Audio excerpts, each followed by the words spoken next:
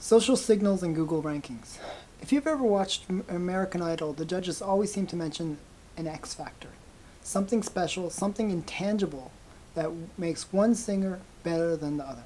Google works in tangible ways, but sometimes understanding why a site ranks above all others seems to be governed by some mystical X factor.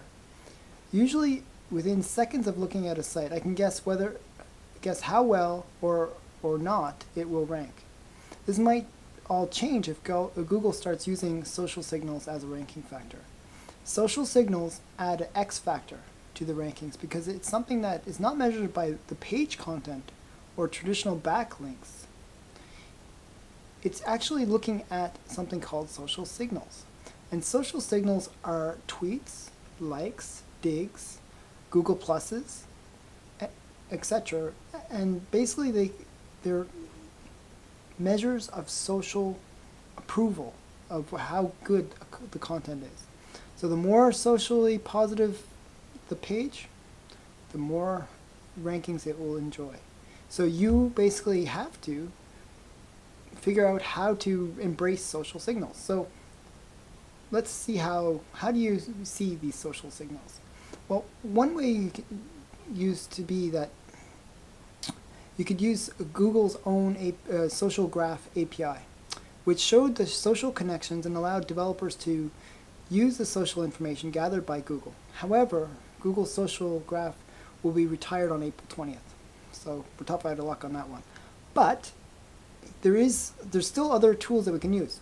So, however, we can use Google's alerts to measure social signals. For example, we can create an alert about, say, our name. Anytime our name is posted, we can get an alert to find out what people are saying and use that information as a measure of social signals. Another tool that we can use is Klout. It's a very popular site that gives you a score from 0 to 100. I think when I started on it, actually my score was like a 60. I think now I'm around 41, which is pretty sad. But the point is, Klout gives you a score that can give you a sense of how valuable of a contributor you are to the web. So using that knowledge, you can basically say, well, my Klout score is this. How do I get it to something better? How do I become more socially engaging? And remember, social engagement is now the new currency of what determines rankings. So just getting a bit of social currency can really help you achieve better rankings. So the question is, how do we do that? Well, I'm going to give you a few quick tips to increase your social signaling and increase your social activity. One thing is to do the basic. Pick a few social networks like Facebook, Twitter, YouTube, LinkedIn, Dig, Stumble, and create profiles. That's the first step. Just create profiles on those social networks. Now, what you have to do is contribute to those social networks. So you have to add content.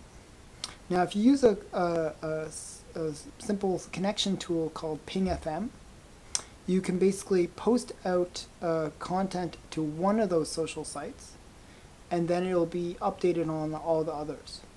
So what you've done is basically you've magnified your social signaling from one post to a broad reach of social sites. Pretty simple thing to do.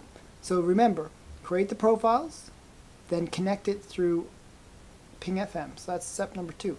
Step 3 is really coming up with the content and making sure that you update it on a regular basis. So content can be a few different things. It can be posts or articles. It can be videos. It can actually be pictures. Now, one of the funny things that has come around recently is Pinterest. It's actually the fastest growing ever social network. So pictures themselves are a new form of content and can become a new form of social currency, which Google will be using to measure your social signals and therefore give you better rankings. So be aware of that one. The third thing the fourth thing you can do, sorry, is engage people. So not only are you pushing content out, but you have to interact with people. And this can be done on several levels, where you basically, comment on other people's content.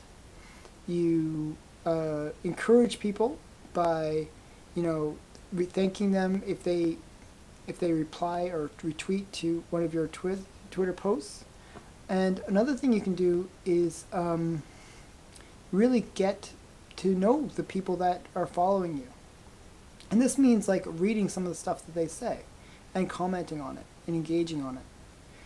This is what will bring up both your Klout score, which will make you, look like you're a better person, but also your Google ranking and your Google signaling.